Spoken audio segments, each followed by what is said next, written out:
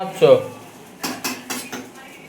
আজকে চিকেন দিয়ে মশলা fried rice নিয়ে আসো কাছে। কালারটা সুন্দর হয়েছে। চিকেন আছে, তারপরে ক্যাপসিকাম আছে, গাজর আছে, ঘি আছে। চিকেন এই যেটা চিকেন, এটা চিকেন, এই যে চিকেন। কে খাবে চলে আসো।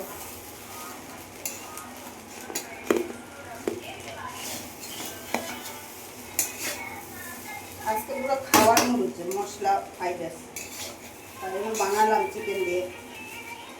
শুধু ওটা সাদা হবে, এটা লাল হচ্ছে, এটা মশলা দিয়ে করছি এই জন্য লাল হচ্ছে।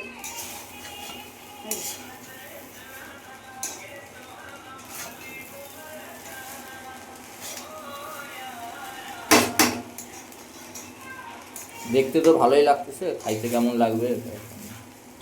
I don't know.